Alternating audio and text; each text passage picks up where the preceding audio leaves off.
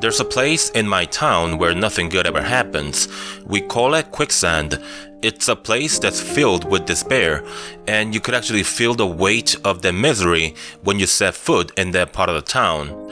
I've been there one time when I was a kid as a part of a dare, and I remember I lasted less than 5 minutes before turning back. People there, they never smile. The last child that was born there was like 10 years ago, and the place just looks dead. As I gotten older, I've traveled around the country and witnessed many other towns that have similar arrangements. Middle and lower class divided by an avenue, a river, or a bridge. The people of one town are eternally mindful of the other, but the people of that other town might as well be oblivious of anything outside of their little bubble. I've also traveled abroad to Asia, Europe, and South America in my 20s. I'm not the type to stick to the usual tourist destination, and I usually enjoy experiencing different cultures without the filters that only show the locations that are manicured and fabricated to pamper the vacationers. Therefore, I've seen the real Hong Kong, Bangkok, Paris, London, and so and so. As much as many of us in the US speak highly of the European welfare system, the truth of the matter is, the poor aren't much better off there in comparison to the US or any other place in the world. The poor are discarded, pushed aside, and hidden from plain view. For the exception of very few nations around the globe, everywhere you go, one commonality is the state of affairs of the poor. But then the division in our town is a little different, or very different depending on how well you understand it. The economic divide is the same, but one key difference is that the people of quicksand never venture outside of their tiny 5-block radius of space. This is why we call it quicksand. There's only one entrance to that part of town. It's an avenue that ends at the far end of quicksand. We never once saw a single car drive out of the perimeter of the town, even though we see people walking and doing stuff from a safe distance. The same thing happens when new residents move in. Once they go in, they never come out, and hence the name quicksand. Growing up, I saw the police cruiser drive in and out of the town, but they weren't responding to a call or anything like that. They just went in as part of their routine patrol. The ambulance would also go into quicksand a few times a year, and those were the times when people died and they were hauling out body or bodies. It was weird though, because the ambulance wasn't the same as the ones that were dispatched to my side of the town. It had different paint color schemes, and they never turned on the siren or the emergency lights. Looking back at it now as an adult, I think they were trying to draw as little attention as they could. There was also a blue truck that would deliver food to the residents. I didn't know that at that time. I thought it was some kind of a sanitation truck or something similar. It was only later in life when I moved to another town not too far from quicksand and became a cop that I learned of the truck's purpose.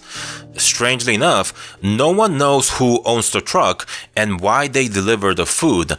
The mayor refuses to address it during the biannual meetings he has with the local police force. He only reiterates that they have the permit to do what they do. I've seen the truck and its occupants from close up a few times. It's always a driver and another man sitting shotgun. They don't make door-to-door deliveries. Instead, they go to the center of the town and unload the entire content in the truck bed onto the street. I really didn't like that. It looked more like they were feeding farm animals than human beings. I couldn't understand why they wouldn't just distribute them to people. All of the townsfolk would come out when the truck arrives. It would take no more than an hour to hand those goods directly in people's hand. But I never gave the drivers problems for that.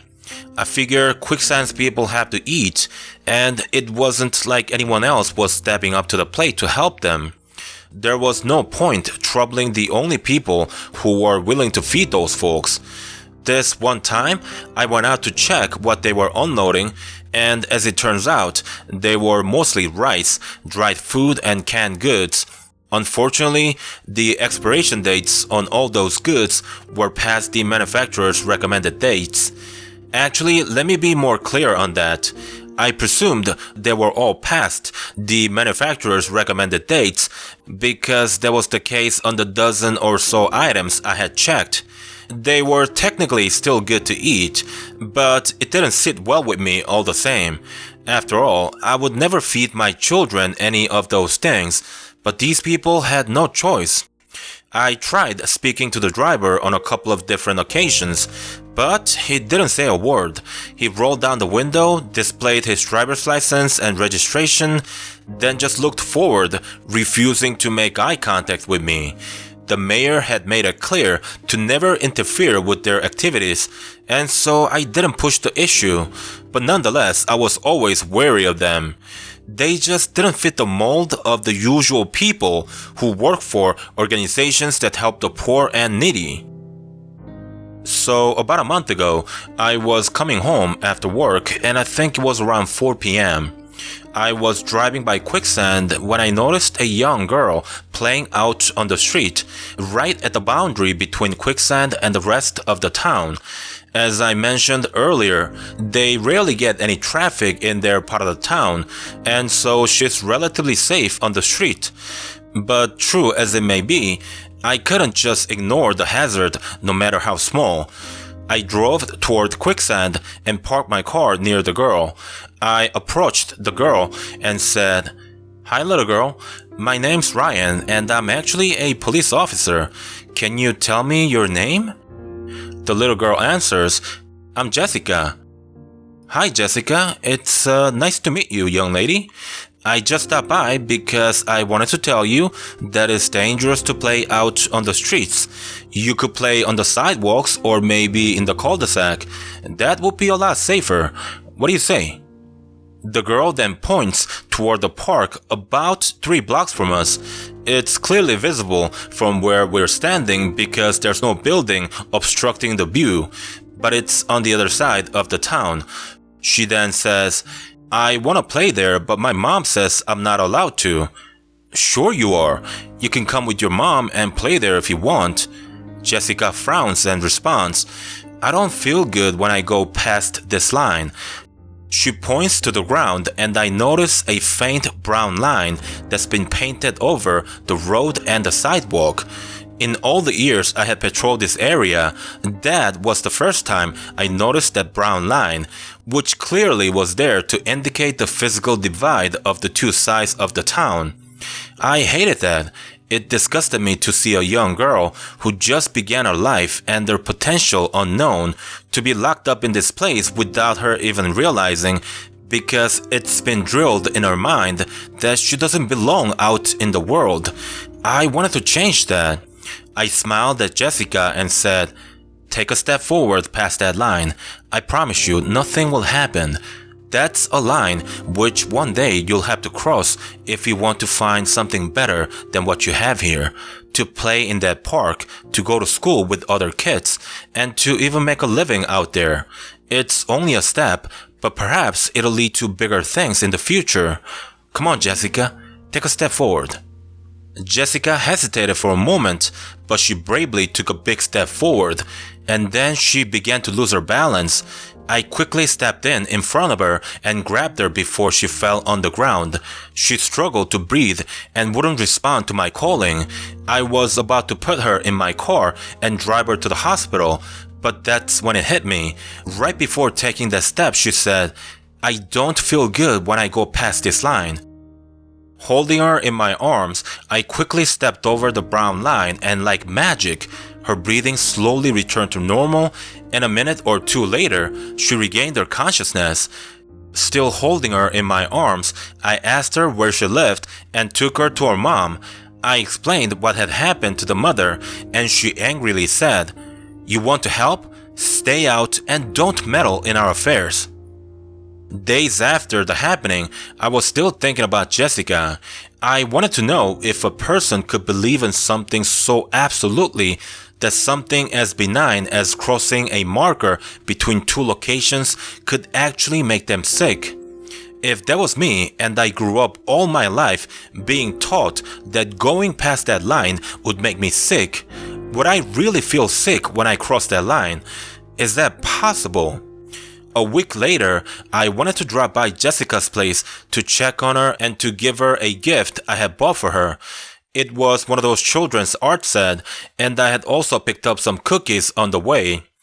When I arrived at the town, it was empty. No one was there. Not only were Jessica and their mom gone, but every single one of the homes were vacant.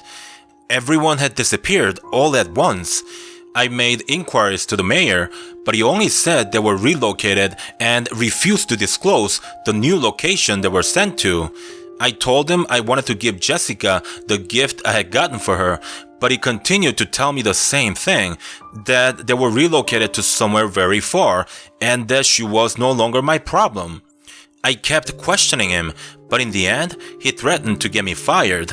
Not so directly and rather subtly, but the message was loud and clear. I backed off and never bothered him with the matter again. It was clear I wasn't going to get any answers from him, and if I pressed any further, he would get me fired, and who knows, I could end up in quicksand and helplessly watch my daughter grow up fearing that brown line. I stopped thinking about Jessica and quicksand altogether. At least I tried to, until new residents began moving in again a few days ago. The thought occurred to me, just how many times did this happen? Before Jessica, I had never paid attention to any of the quicksand residents that I would have never known even if the entire town had moved out overnight and been replaced with new people the next morning. For all you know, this turnover of residents could have been happening all these years I lived in this town, and hundreds of people could have come and gone. My biggest question is, just who is bringing these people to quicksand? Is it the same group of people responsible of feeding them? Where did they go when they leave the town? There's something going on in quicksand, and it's a lot bigger than the mayor. The mayor's obviously involved, but a small town official doesn't have the kind of resources or political clout to keep something like this so quiet. Essentially, he's just a pawn. I'm a police officer, and I swore to protect and to serve. I'm gonna get the bottom of this, but I know it won't be easy. I wrote this down and sent it to you in hopes that you'll publish it. People should know something strange is happening in America, and they should pay closer attention to their less fortunate neighbors. I just hope Jessica's alive somewhere. I truly hope I could find her well and healthy. Ladies and gentlemen, that is the end of this video. I will not be commenting on the story today, but I do have one thing that I want to mention. After publishing the short stories yesterday, I was very much shocked to learn that many of you didn't know that for the past 10 months or so, I've only been using the subscriber submitted stories to do my videos. I haven't used a single Reddit story for nearly a year. So aside from the Asian stories, which I translate from the Japanese and Korean boards that are basically 4chan and Reddit equivalent, every single one of my stories are sent by you, the subscribers.